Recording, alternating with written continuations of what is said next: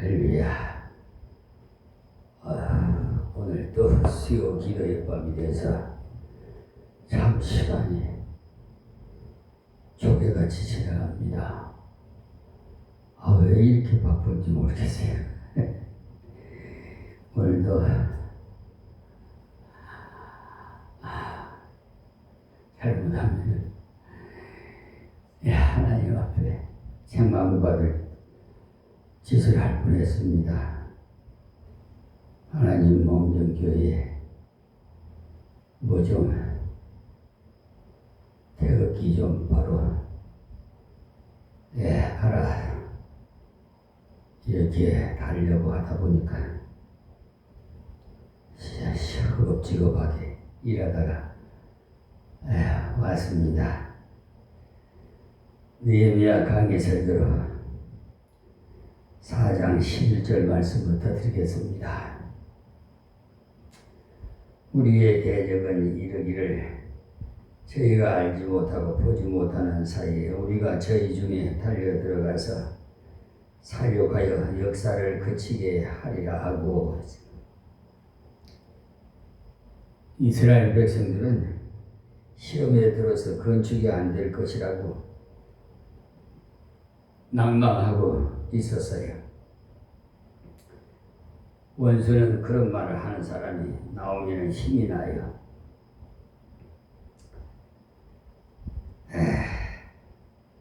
우리가 방치를 했더니 저들이 당장 흔들흔들한다. 효과가 있다라고 좋아합니다. 마귀 사탄들은. 저희가 알지 못하고 보지 못하는 사이에 우리가 저희 중에 달려 들어가서 살육하여 역사를 그치게 하리라. 기습 공격을 해서 파수꾼을 죽이고 건축을 중단하게 할 것이라는 거죠. 하나님의 성전을 성축하는데 이런 해방꾼들이 마귀 사탄들이 꼭 그렇더라고요. 저도 25년 전에 예배당 성축하는데 얼마나 스트레스 받았는지 몰라요. 하여튼 건축업자들에게 맡겨놓고 한 번씩 간혹 들리면 어디서 알고 왔는지 와가지고 괜히 자기들하고 아무런 관련이 없는데도 그렇게 시비를 걸더라고요.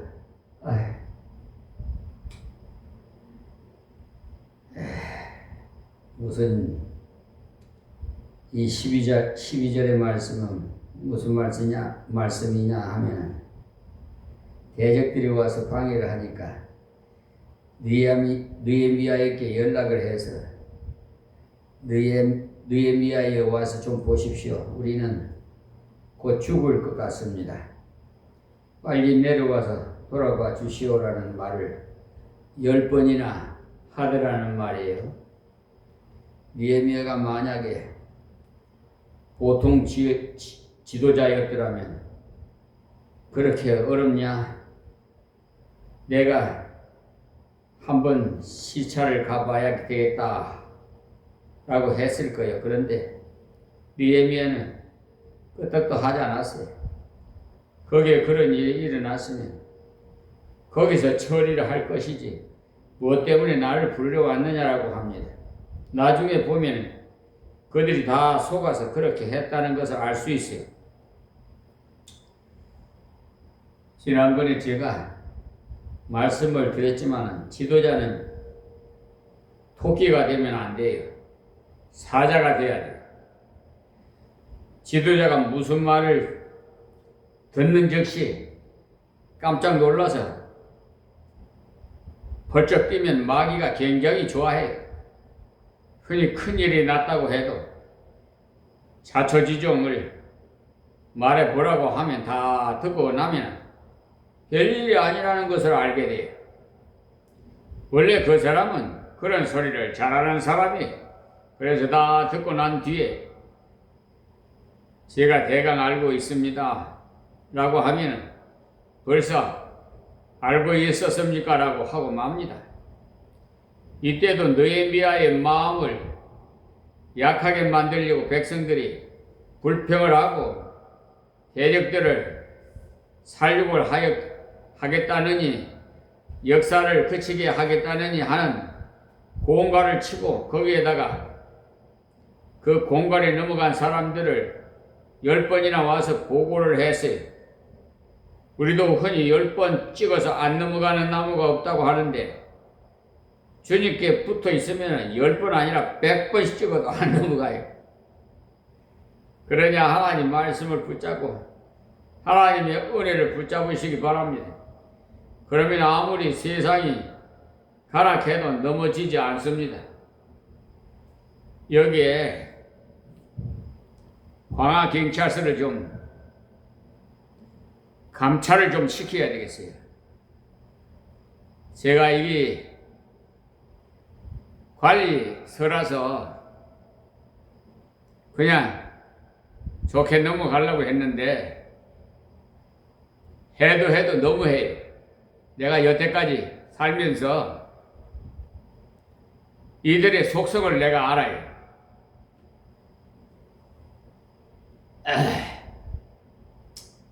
어쨌든 하나님께 기도하고 제가 상부에다가 제가 올릴 겁니다. 자, 13절 보겠습니다.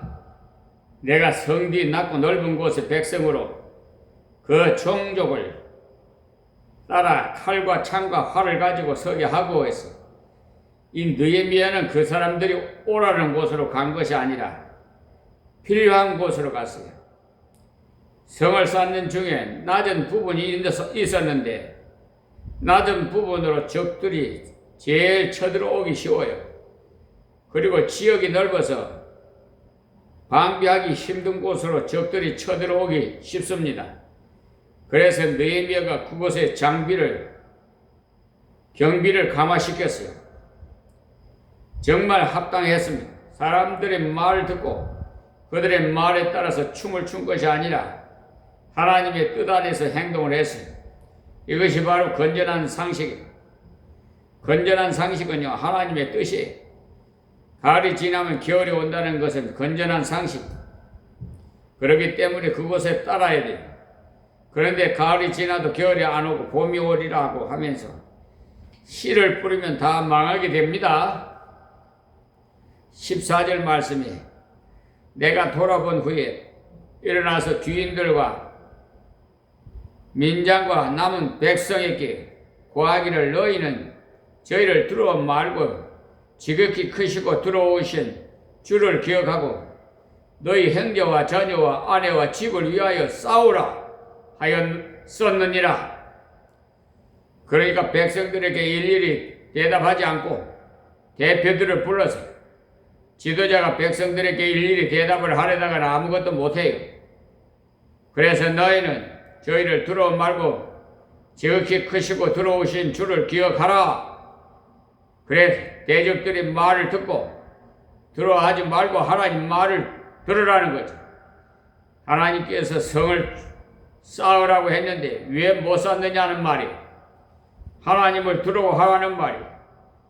예수님께서는 몸을 죽어도 영혼은 능히 죽이지 못하는 자들을 두려워하지 말고 오직 몸과 영혼을 능히 지옥에 멸하시는 자들 두려워하라.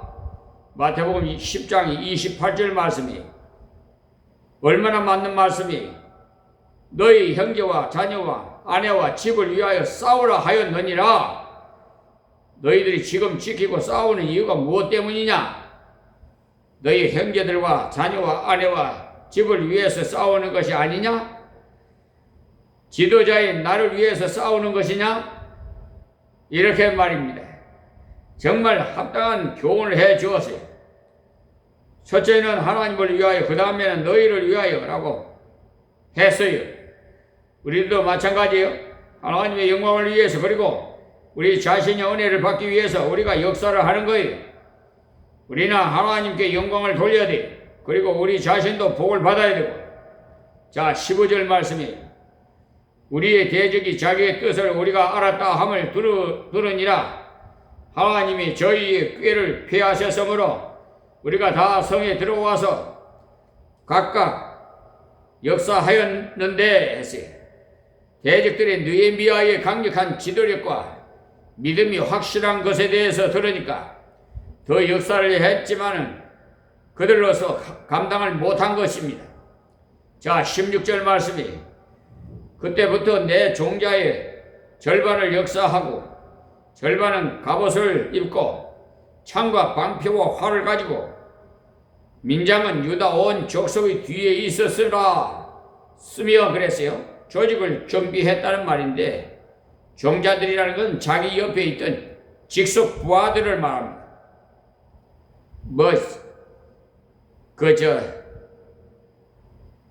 무슨 씨앗을 말하는 게 아니고요. 종자라고 하니까 그들을 절반으로 나눠서 절반은 자기 개인보다도 백성을 지키기 위해서 그 군사를 썼다는 말이에요.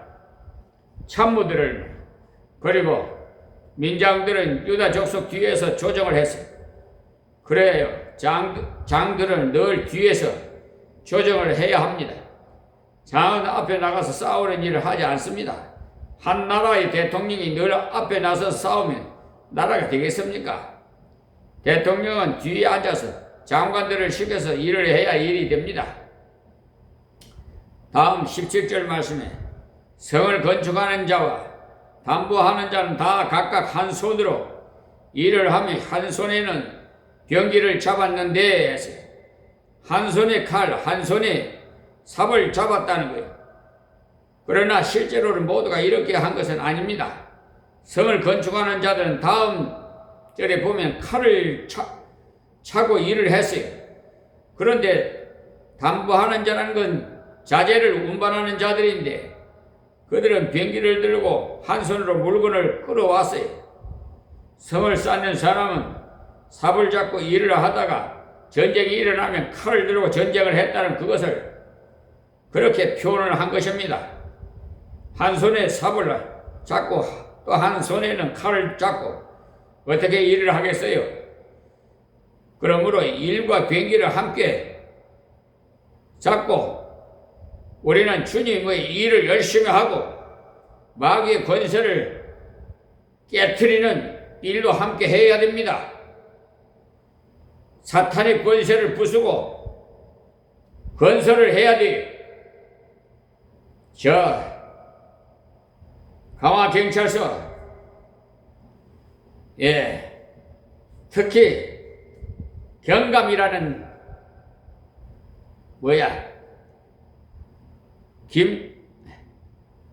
김웅기,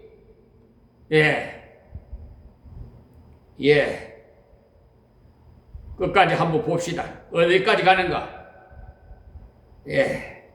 저는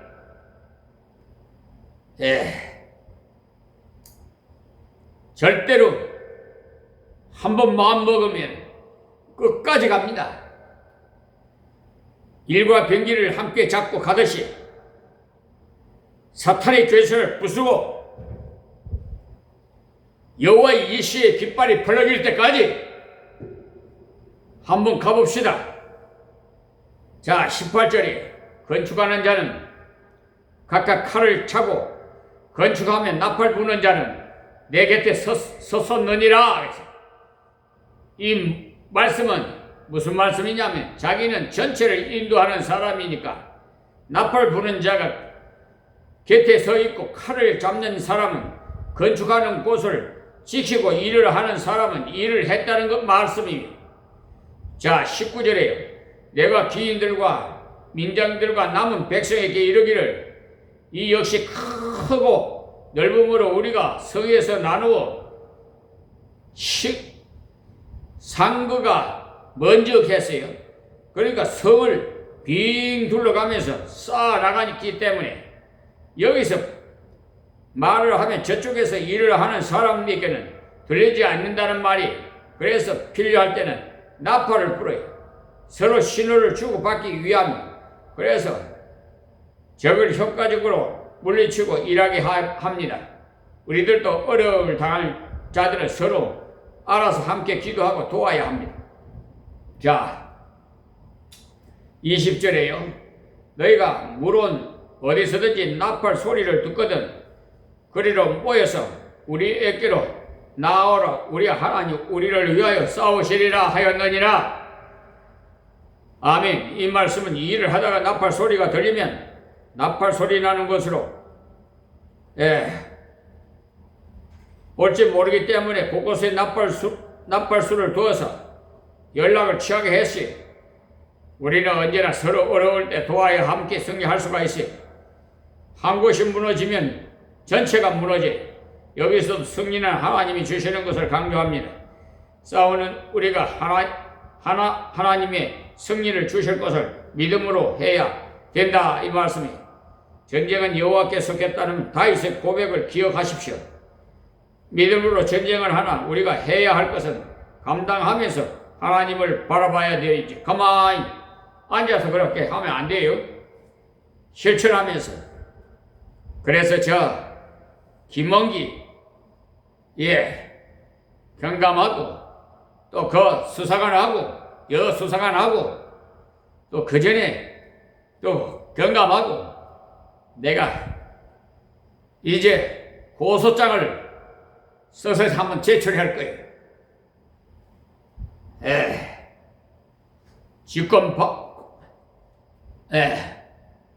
직권 이렇게 직권 권리를 권리 행사 방해죄로 내가 아주 내가 가만히 안 둬요. 하나님께서 그냥 안 둡니다. 병력을 반으로 나눠서 반은 일을 하고 반은 경계를 서는 식으로 일을 해서 적의 관계를 분쇄했다는 말. 교대로 일을 하기도 하고 경비를 서기도 하고 그리고 동틀 때부터 별이 날 때까지라도 했으니까 일하는 시간이 얼마나 길었는가 보여주고 있어. 적의 방해가 있음으로써 낮 시간을 최대한히 활용했던 거죠. 지금도 우리는 그 사탄의 그 방해가 있으므로 일할 수 있는 기회가 있을 때 최대한 일을 해야 돼. 자, 다음 22절에 그때 내가 또 백성에게 고하기를 사람마다 그 종자와 함께 예루살렘 안에서 잘지니 밤에는 우리를 위하여 파수하겠고 낮에는 역사하리라 하고. 그러니까 백성들에게 명령을 내리기를 밤에는 반드시 예루살렘 안에서 자대 종자들과 같이 있으며 그러니까 참모들과 같이 있으며 그들의 정비를 서면 된다는 말이에요. 성을 충분히 이용하고 종들까지도 잘 활용해서 밤을 안전하게 보내고 낮에는 열심히 일을 하게 했어요. 치밀한 계획을 세우고 인간의 할 일을 했어요. 하나님을 의지한다고 사람이 해야 할 것을 도외시하면 안 돼요. 자, 23절이 내나 내 형제들이나 종자들이나 나를 쫓아 파수하는 사람들이나 다 그 옷을 벗지 아니하였으며 물을 기르러 갈 때에도 기계를 잡았었느니라. 그러니까 느헤미야가 자신이나 자기의 육신의 형제들이나 그들 또한 거느리고 있는 종자들도 보조를 같이 하였다는 말입니다. 그들은 계속 파수하면서 일을 진행해야 했기 때문에 언제 긴급한 연락이 와도 즉시 대처하기 위해서 옷을 입고 갔다는 말이. 우리는 밤낮 참수하는 마귀의 공격을 생각하면 참으로 하나님의 전신갑주를 항상 점검하고 살아야 함을 알 수가 있습니다. 물을 기르러 갈 때도 결코 경계를 늦출 수가 없어서 변기를 가지고 다녔다는 말이에요. 참으로 물살 틈 없이 깨어있는 모습이. 지금 우리들도 주의 일을 할 때 가장 깨어 기도하면서 감당해야 마땅한 겁니다. 말세의 사탄은 자기 때가 얼마나 남지 않음을 알고 더욱 악랄하게 역사하기 때문에 이렇게 해서 결국은 이를 성취하였으니 참으로 하나님의 돌보시는 은혜였습니다. 우리들도 주님을 위해서 최선을 다할 때 반드시 승리를 주실 줄 믿습니다. 예, 저 강화경찰서 김원기,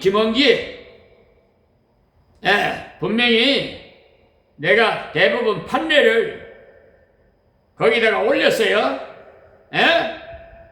올렸는데도 뭐? 불성치? 예? 보자고 한번. 끝까지 한번 가보자고. 오늘은 여기서 말씀 맺겠습니다. 하나님 고맙고 감사합니다.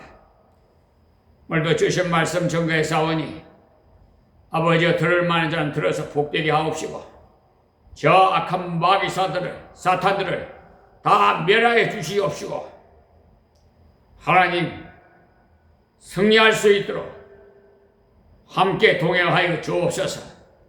종에게 더욱 권능과 지혜와 총명과 명철을 더하옵시고 어디를 가나 천군 천사가 호위하사 저 어둠의 세력들을 쳐서 멸하옵소서. 예수님의 이름으로 기도합니다. 아멘.